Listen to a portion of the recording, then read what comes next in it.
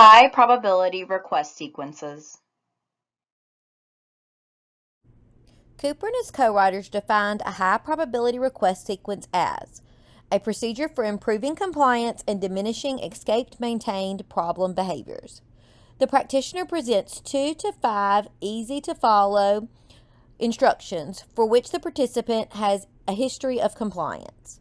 When the learner complies with several high probability instructions, the practitioner immediately presents a target instruction. So, what does this really mean? Well, a high probability instruction sequence is an antecedent intervention. Antecedent interventions help prevent the behaviors and are used before the problem behavior begins. What are we going to do? We're going to give 2 to 5 requests that are easy for this specific learner to complete, or requests that this child or learner typically completes when asked. These easy tasks provide the learner the opportunity to be successful and earn praise before asking the learner to do a difficult task. In turn, this helps increase compliance. And finally, we're going to give the learner the difficult task or request to complete.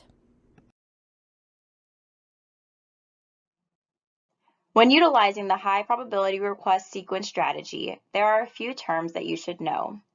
These terms are high probability, which are simple, short, easy, and requests or tasks. Low probability, which are challenging requests that an individual fails to comply with. Discriminative stimulus, which is a specific environmental cue that indicates to an individual whether a specific activity will be reinforced or punished. Compliance, which is the act of obeying a request or command. And non-compliance, which is the act of not obeying a request or command. So, why do we use it? We use it to increase compliance for a target behavior. This includes, but it's not limited to, work completion, social interactions, compliance with directions, challenging behaviors that may occur. It can also focus on the thought students will comply with a request that they are already engaged in a compliant classroom behavior. Potentially, it could be used to increase compliance with low probability requests.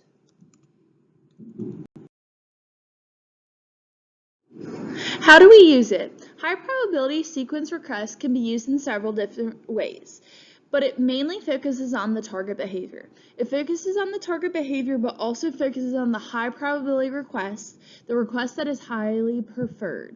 Each high P or low P request varies student to student, so one may work for one student while it may not work for the other.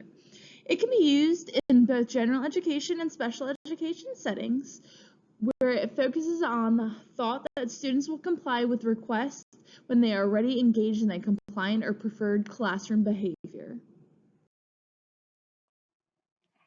Apparatuses that are used during high probability request sequences vary based on the behavior or task goal. Examples of these apparatuses are timers, reinforcers, picture cues for individuals who are limited or nonverbal, and any manipulative needed to complete the task, such as math cubes or markers.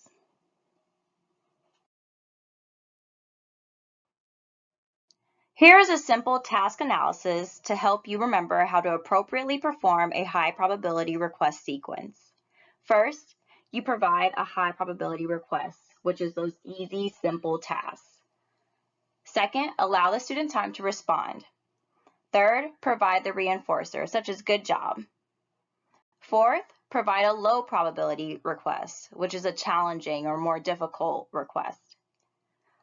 Fifth, allow that student to respond again.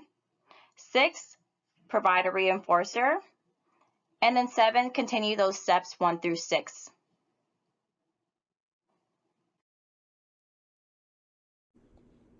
Let's go over an example.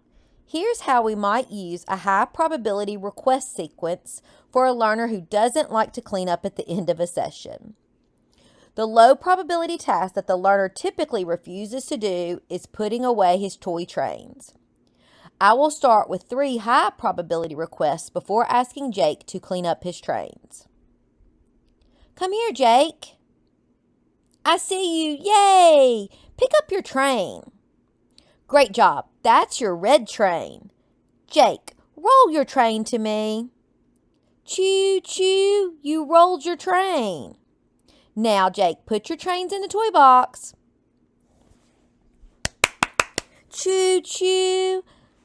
And we're smiling as he puts away all his trains. As you can see, I started with 3 high probability requests and gave Jake praise as he completed each request. Finally, I gave him the task of putting away the trains, again giving lots of reinforcement and praise as he cleans. Here we have an example on how to use a high probability request sequence with a student who struggles with transitioning in a hallway.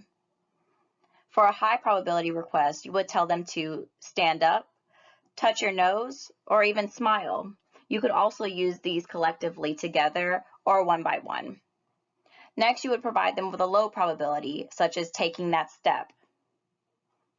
Next, provide them with another high probability, which is smile, touch your head, or clap. And then again, you would provide them with another low probability, which is taking another step or taking 2 more steps. Be sure to provide those reinforcements each time the student completes a response.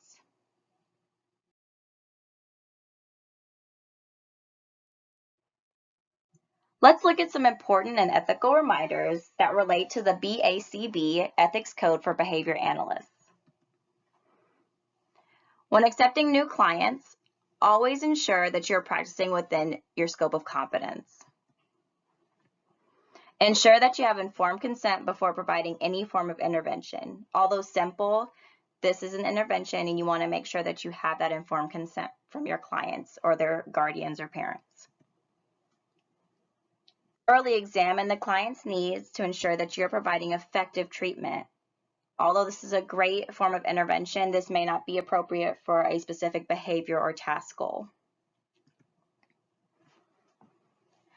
And finally, collect and use data to continuously evaluate the effectiveness of the intervention.